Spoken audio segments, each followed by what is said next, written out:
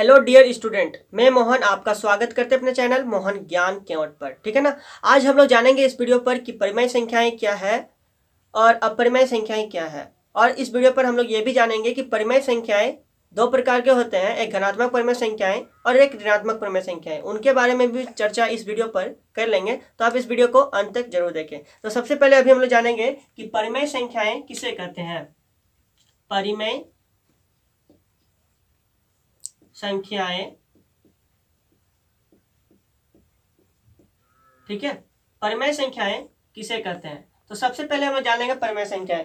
देखिए परिमेय संख्याएं क्या है, जिसे हम लोग बटे के रूप में जिसे लिख सकते हैं, यानी कि p/q के रूप में जिसे लिख सकते हैं, जिसको अंश और हर के रूप में जिसको हम लोग लिख सकते हैं, उसे क्या कहते हैं, परिमेय संख्या कहते हैं।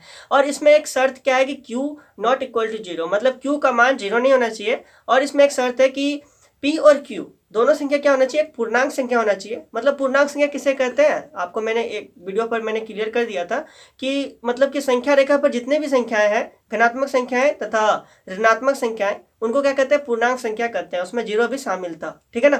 तो मतलब कि p और q क्या होना चाहिए, एक पूर्णांक संख्या होना चाहिए, लेकिन q बराबर नॉट इक्वल टू 0, मतलब q का मान 0 नहीं होना चाहिए। तो उसे क्या कहेंगे, हम लोग परिमेय संख्याएं कहेंगे। ठीक है। इसका डिफिनेशन इस प्रकार देखिए कि जिसे p/q के रूप में लिख सकते हैं। ठीक है। जहां p और q एक पूर्णांक है और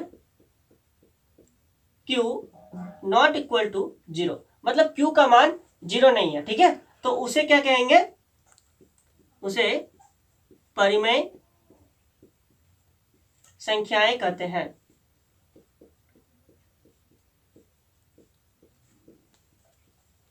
ठीक है, एकदम क्लियर हो गई। परिमेय संख्या किसे कहते हैं, जिसे हम लोग p/q के रूप में लिख सकते हैं, और p और q क्या होगा, एक पूर्णांक संख्या होगा, और q नॉट इक्वल टू 0, मतलब q का मान 0 नहीं होगा। ठीक है। जैसे कि इसका उदाहरण जैसे इसका उदाहरण लेते हैं हम लोग। जैसे कि यहां पर देखिए 4/8 एक क्या है, परिमेय संख्या है। क्यों परिमेय संख्या है, चूंकि इसे हम लोग बटे के रूप में लिख सक रहे हैं, है कि नहीं। 4 क्या है, तो इसको p है ये, और ये क्या है, तो q है, मतलब इसे p/q के रूप में लिख सकते हैं 4/8 को, इसीलिए यह एक परिमेय संख्या है। ठीक है। यानी कि इसको ऊपर वाला क्या कहते हैं, अंश कहते हैं, नीचे वाला क्या कहते हैं, हर कहते हैं, मतलब अंश बटे हर के रूप में इसे हम लोग लिख सकते हैं, उसे परिमेय संख्या कहते हैं। ठीक है। जैसे कि यहाँ पर देखिए 16/20, ये भी तो एक क्या है, परिमेय संख्या है, मतलब इसे हम लोग p/q के रूप में लिख सक रहे हैं। ठीक है। अच्छा ये वाला देखिए, जैसे कि बात करें 15, क्या यह परिमेय संख्या है, सिर्फ 15 लिखे हैं, क्या यह परिमेय संख्या है। तो यहाँ जी बिल्कुल यह परिमेय संख्या है, क्योंकि 15 के नीचे कुछ नहीं, मतलब क्या, एक वहां पर रहता है। ठीक है ना। तो मतलब कि 15/1, तो ये वाला क्या हुआ, एक परिमेय संख्या हुआ, ये p/q के रूप में है, मतलब ये क्या है, एक परिमेय संख्या है। क्या √4 एक परिमेय संख्या है, √4 एक क्या है, परिमेय संख्या है। तो जी हाँ, ये बिल्कुल एक परिमेय संख्या है। क्यों परिमेय संख्या, चूंकि इसका एक वर्गमूल हम लोग लिख सकते हैं, है ना। जैसे कि सबसे पहले क्या करेंगे, √4 है, और 4 का गुणनखंड करेंगे तो 2 × 2 होगी कि नहीं, और 2 यहाँ से कॉमन है, तो 2 एक बाहर आ जाएगी, मतलब √4 का मान कितना, 2 निकलेगा। मतलब ऐसी संख्या है जिसका वर्गमूल हम लोग कर सकते हैं, उसे भी क्या कहते हैं, परिमेय संख्या कहते हैं। क्लियर। इस वीडियो में बहुत ही अच्छी तरह से मैं बता रहा हूं कि जैसे कि रूट के अंदर जो संख्या है जिसका हम लोग वर्गमूल कर सकते हैं, वो भी एक क्या है, तो परिमेय संख्या है। ठीक है ना। जैसे कि ये वाला √16 क्या है, एक परिमेय संख्या है, इसे हम लोग वर्गमूल निकाल सकते हैं, मतलब ये क्या है, एक परिमेय संख्या है, इसका वर्गमूल कितना होगा, तो 4 होगा। ठीक है ना। तो इसी प्रकार से ये सब क्या है, एक परिमेय संख्या है। ठीक है। अब हम लोग जानेंगे परिमेय संख्या दो प्रकार की होती है, एक धनात्मक परिमेय संख्या और एक ऋणात्मक परिमेय संख्या। ठीक है। तो इसके बारे में भी हम लोग क्लियर कर लेंगे इस वीडियो पर। इसको सबसे पहले हम लोग यहाँ मिटा लेते हैं, क्योंकि जगह कम है। देखें, अब हम लोग अभी जानेंगे कि धनात्मक परिमेय संख्याएं और ऋणात्मक परिमेय संख्याएं, उसके बाद जानेंगे अपरिमेय संख्या। तो देखिए धनात्मक परिमेय संख्याएं, धनात्मक परिमेय संख्याएं,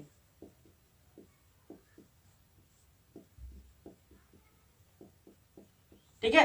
धनात्मक परिमेय संख्याएं किसे कहते हैं, मतलब वैसी परिमेय संख्याएं जिसका हर तथा अंश दोनों का चिन्ह क्या बराबर हो तो उसे क्या कहेंगे, धनात्मक परिमेय संख्याएं कहेंगे।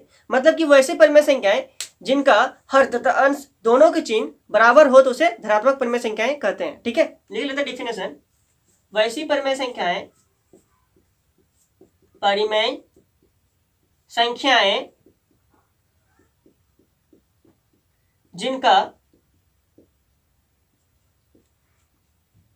हर तथा अंश का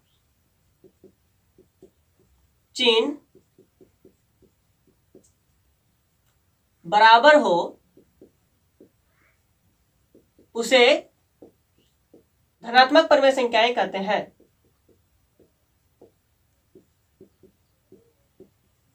संख्याएं कहते हैं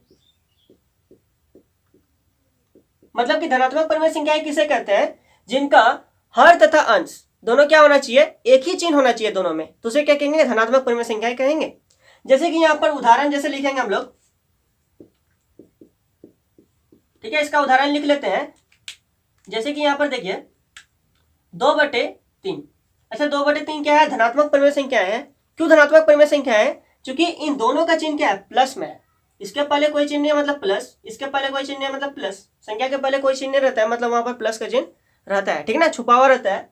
ठीक है, तो यहाँ पर क्या प्लस का चिन्ह है, मतलब कि दोनों जगह पर हर अंश तथा हर, इसको ऊपर वाले को अंश कहते हैं, नीचे वाला क्या कहते हैं, हर कहते हैं। मतलब अंश तथा हर दोनों के चिन्ह क्या है, बराबर है। मतलब ये वाला क्या है, धनात्मक परिमेय संख्याएं है। ठीक है, क्या ये वाला धनात्मक परिमेय संख्याएं है, बिल्कुल धनात्मक परिमेय संख्या है, क्योंकि दोनों का चिन्ह क्या है, बराबर है। माइनस माइनस तो यहाँ पर कैंसिल हो जाएगी, मतलब क्या बचेगी, 2/3। ठीक है, 2/3 बचेगी ना, यहाँ पर माइनस माइनस कैंसिल। तो मतलब कि दोनों का चिन्ह यदि बराबर हो तो वे क्या कहलाएंगे, धनात्मक परिमेय संख्याएं कहलाएंगे। ठीक है, और एग्जाम्पल ले लेते हैं, -100/-150। ये क्या है, धनात्मक परिमेय संख्या है। क्यों धनात्मक परिमेय संख्या है, क्योंकि दोनों का चिन्ह क्या है, बराबर है। ठीक है, यहाँ लिख देते हैं धनात्मक या फिर ऋणात्मक दोनों का चिन्ह होना चाहिए, धनात्मक या ऋणात्मक। ठीक है, दोनों का चिन्ह क्या होना चाहिए, समान होना चाहिए, धनात्मक होना चाहिए या फिर ऋणात्मक होना चाहिए, तो वे क्या कहलाएंगे, धनात्मक परिमेय संख्याएं कहलाएंगे। ठीक है, अब हम लोग जान लेंगे अभी ऋणात्मक परिमेय संख्याएं। ठीक है ना, तो देखिए अभी ऋणात्मक परिमेय संख्याएं, ऋणात्मक परिमेय संख्याएं, तो ऋणात्मक परिमेय संख्याएं किसे कहते हैं, जान लेंगे अभी। देखिए, मतलब धनात्मक परिमेय संख्याएं किसे कहते थे, वैसी परिमेय संख्याएं जिनका हर तथा अंश का चिन्ह बराबर हो उसे धनात्मक परिमेय संख्याएं कहते हैं। तो ऋणात्मक परिमेय संख्या में क्या होगी कि वैसी परिमेय संख्याएं जिनका हर तथा अंश का चिन्ह बराबर नहीं हो, ठीक है, दोनों का चिन्ह अलग अलग हो, तो उसे क्या कहेंगे, ऋणात्मक परिमेय संख्याएं कहेंगे। हम लोग इसका डिफिनेशन यहाँ पर लिख लेते हैं। वैसी परिमेय संख्याएं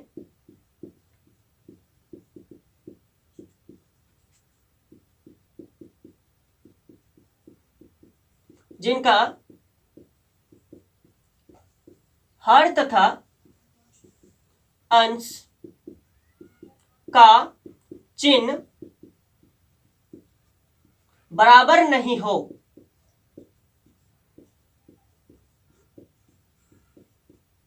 उसे ऋणात्मक परिमेय संख्याएं कहते हैं।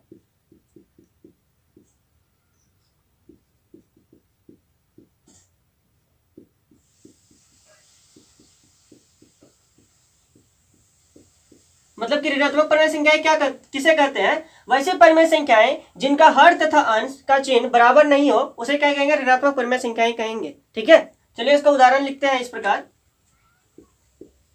उदाहरण जैसे कि यहाँ पर देखिए, दोनों का चिन्ह क्या होना चाहिए, बराबर नहीं होना चाहिए, मतलब दोनों का चिन्ह क्या अलग अलग होना चाहिए, मतलब धनात्मक या फिर ऋणात्मक दोनों जगह अलग अलग चिन्ह होना चाहिए। जैसे कि यहाँ पर देखिए -2/3। ठीक है, ये क्या है, ये वाला क्या है, ऋणात्मक परिमेय संख्या है। क्यों ऋणात्मक परिमेय संख्या है, क्योंकि इसका ऊपर में क्या है, ऋणात्मक चिन्ह है और नीचे क्या धनात्मक चिन्ह है, मतलब कुछ नहीं, मतलब धनात्मक चिन्ह है। ठीक है, तो मतलब ये वाला क्या है, ऋणात्मक परिमेय संख्याएं है। ठीक है, जैसे ये वाला देखिए 4/-5, ये वाला क्या है, ऋणात्मक परिमेय संख्या है। क्यों ऋणात्मक परिमेय संख्या है, क्योंकि दोनों का चिन्ह क्या है, हर और अंश का क्या है, अंश और हर का क्या है, अलग अलग चिन्ह है कि नहीं, 4 के पहले कुछ नहीं, मतलब ये वाला प्लस है कि नहीं, तो मतलब कि यहाँ प्लस का चिन्ह है या माइनस का चिन्ह है, मतलब ये वाला क्या हुआ, एक ऋणात्मक परिमेय संख्या हुआ, ठीक है। जैसे कि ये वाला देखिए -100/150, यहाँ पर कोई चिन्ह नहीं मतलब प्लस, ठीक है। अंश में क्या है माइनस और हर में क्या है प्लस, मतलब ये वाला क्या हुआ कि ऋणात्मक परिमेय संख्या ही हुआ, ठीक है, ऋणात्मक परिमेय संख्या हुआ। जैसे कि ये वाला देखिए 50/-60 क्या हुआ, ऋणात्मक परिमेय संख्या हुआ, ठीक है। बहुत सारा इसका एग्जाम्पल हो सकता है, ठीक है ना। तो यहाँ पर मैंने इस वीडियो पर मैंने क्लियर कर दिया अभी आपको कि धनात्मक परिमेय संख्याएं और ऋणात्मक परिमेय संख्याएं और परिमेय संख्याएं, ठीक है। परिमेय संख्या का दो आधार पर बांटा गया है, एक ऋणात्मक परिमेय संख्याएं और एक धनात्मक परिमेय संख्याएं, ठीक है। अब हम लोग जानेंगे अभी अपरिमेय संख्या किसे कहते हैं, ठीक है ना। तो इसको पहले मिटा लेते हैं, फिर हम लोग जान लेते हैं अपरिमेय संख्या किसे कहते हैं। चलिए देखिए, अब अपरिमेय संख्याएं, अपरिमेय संख्याएं, अच्छा परिमेय संख्या में हम लोग क्या लिखे थे डिफिनेशन, कि वैसे संख्याएं जिसे हम लोग p बाई क्यू के रूप में लिख सकते हैं और q नॉट इक्वल टू 0, मतलब q का मान 0 नहीं होना चाहिए और p और q क्या होना चाहिए, पूर्णांक संख्या होना चाहिए, तो उसे क्या कहेंगे हम लोग, परिमेय संख्या कहते हैं, ठीक है। तो अपरिमेय संख्या में क्या होगा कि जिसे हम लोग p बाई क्यू के रूप में नहीं लिख सकते हैं, ठीक है, और q बराबर 0 हो सकता है, ठीक ना। तो इसका डिफिनेशन लिख लेते हैं, जिसे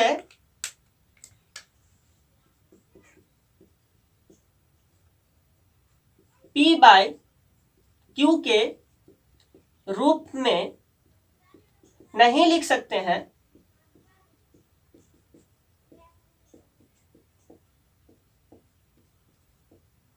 और q बराबर 0 हो सकता है, तो उसे अपरिमेय संख्या कहते हैं।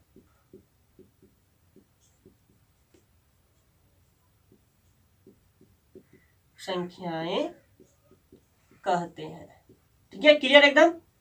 अपरिमेय संख्या किसे कहते हैं, इसका उदाहरण भी हम लोग अभी समझेंगे, पूरा कंसेप्ट क्लियर कर देंगे, ठीक है ना। देखिए अपरिमेय संख्याएं जिसे p बाई क्यू के रूप में नहीं लिखा जा सकता है और q बराबर 0 हो सकता है, तो उसे क्या कहते हैं, अपरिमेय संख्याएं कहते हैं, ठीक है। जैसे इसका उदाहरण देखिए,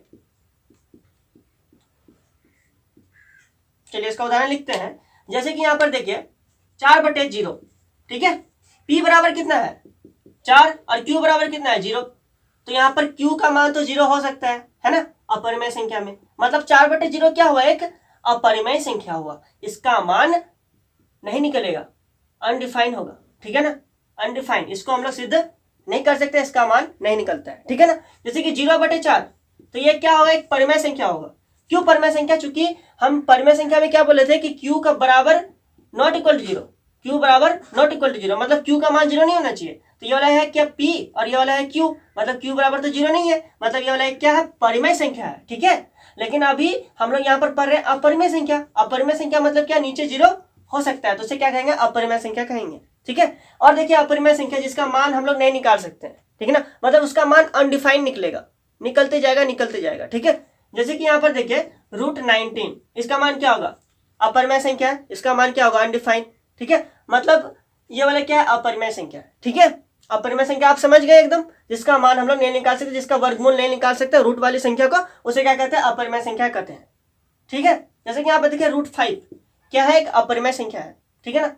अच्छा ये वाला बोलिए आप, क्या है, √49 परिमेय संख्या क्या, अपरिमेय संख्या, ये वाला परिमेय संख्या है। क्यों परिमेय संख्या है, क्योंकि इसका वर्गमूल कितना आता है, 7 आता है, इसका वर्गमूल हम लोग निकाल सकते हैं 7 में, लेकिन इसका हम लोग वर्गमूल अनडिफाइन आएगा, मतलब कि इसका वर्गमूल दशमलव में आएगा और बहुत कुछ आएगा, ठीक है, दशमलव के बाद आते रहेगा संख्या, तो मतलब कि इसे क्या कहेंगे, अपरिमेय संख्या कहते हैं। और परिमेय संख्या जिसका वर्गमूल निकल सकता है उसे परिमेय संख्या कहते हैं।